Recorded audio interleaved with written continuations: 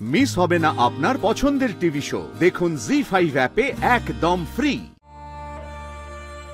এই দিদি ভাই, চুপ করে থাকিস, তুই আমাকে বিশ্বাস করিস না? বল, করবি না বিশ্বাস আমাকে? হ্যাঁ, এই দিদি ভাই, তুমি এত রাত্রে ওর ঘরে কেন এসেছিল অনির্বাণ? রাই, তুমি আমাকে বিশ্বাস করছো না? আমি শুধু জানতে চাইছি,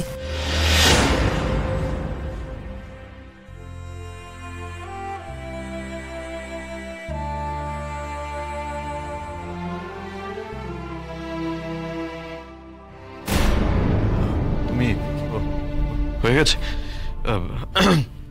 কিছু খাবে তো? দাঁড়াও, আমি আমি আমি বানিয়ে দিচ্ছি।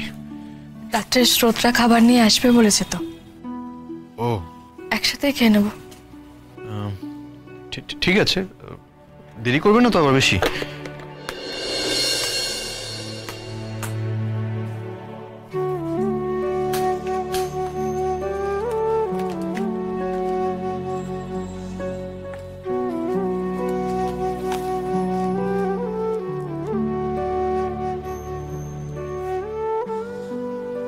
চুপচাপ দাঁড়িয়ে কি ভাবছিলে? ওই কিছু না তো, কি ভাববো? ওই ওষুধগুলো দেখছিলাম, মানে মিলিয়ে নিচ্ছিলাম সব কি কি আনতে হবে।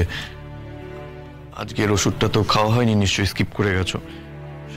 সেগুলোই দেখছিলাম।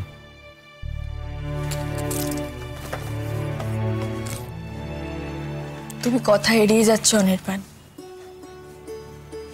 আমি জানি তুমি কি ভাবছিলে। এই কটা দিনে তোমাকে এটুকু অন্তত চিনেছি। আরে না না, আমি কথা এড়াবো কেন? কথা এড়িয়ে যাইনি। তুমি ভাবছিলে তো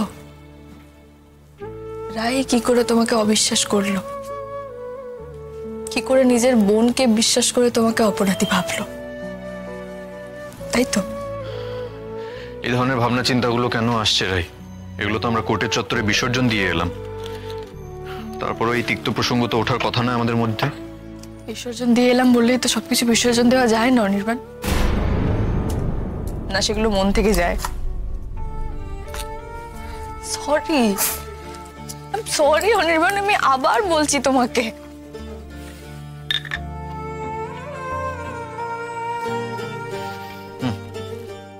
কেন ওষুধটা? এই ওষুধটা মিস হয়ে গেছে আজকে, স্কিপ করেছো। খেয়ে নাও এখন, বাকি ওষুধগুলো আমি পরে দেবো। না, খেয়ে নাও। আমি এখন ওষুধ খাবো না। কি ধরনের ছেলে মানুষই হচ্ছে রাই? কি মনে হয় তোমার এই ওষুধটা না খেলে আমার প্রতি সিম্প্যাথি দেখানো হবে? এগুলো করো না রাই, প্লিজ ওষুধটা খেয়ে নাও।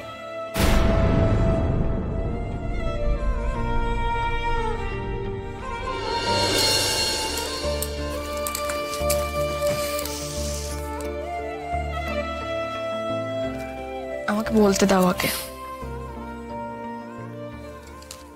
অনির্বাণ, আমি বিরাট বড় একটা ভুল করে ফেলেছি।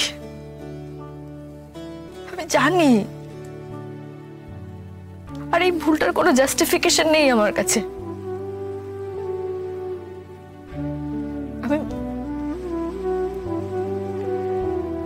তুমি প্লিজ আমাকে ক্ষমা করে দাও অনির্বাণ।